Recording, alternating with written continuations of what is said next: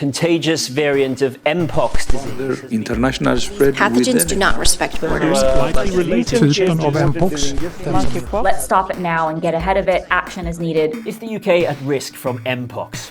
A new strain of Mpox, which used to be known as monkeypox, has been declared a public health emergency of international concern by the World Health Organization. The coordinated international response is essential to stop these outbreaks. This isn't the first outbreak of Mpox in recent years. From 2022 to 2023, more than 100 countries reported cases of a different strain, clade 2, and there were thousands of cases in the UK. But now there's a new strain, clade 1b, which is spreading across Africa and into other countries. So how is this variant different? That outbreak was a different clade. It was clade 2, which actually spreads primarily through sexual transmission, which is why vaccination efforts were targeted around that. This strain seems to be spreading much more among children and among the general population. So that's another distinct change compared to the earlier variant. Let's take a closer look. The Democratic Republic of the Congo is the epicentre, with over 18,000 cases so far, thought to be driven by the new strain, clade 1b. There have been more than 500 deaths from Mpox across Africa, with children being the most affected. Mpox is spreading to other countries, including the Philippines, Taiwan, Pakistan and Thailand. Testing still needs to be done to identify the particular strain though.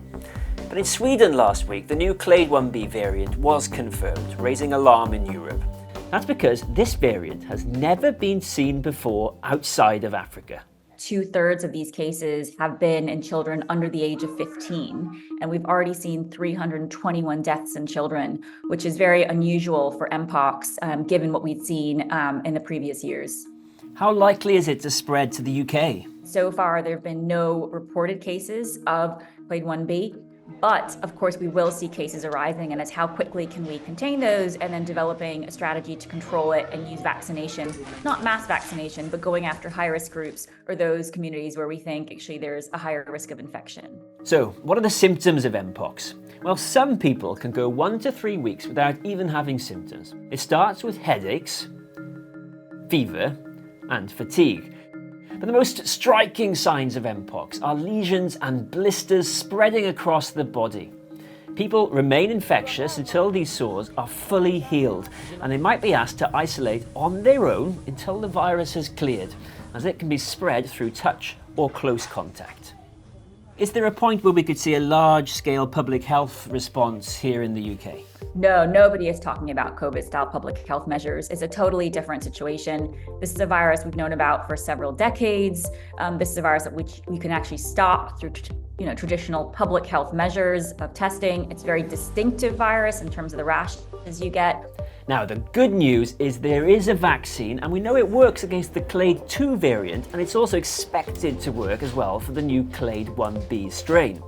Right now, the vaccination campaigns have been targeted at high-risk groups and contacts of those high-risk groups, and that seems to have been very effective at trying to manage the 2022-23 outbreaks. And so here it's waiting, seeing, are we going to have sporadic introductions? Can we control it? And how do we use vaccines to help control it rather than just going, for a mass vaccination strategy?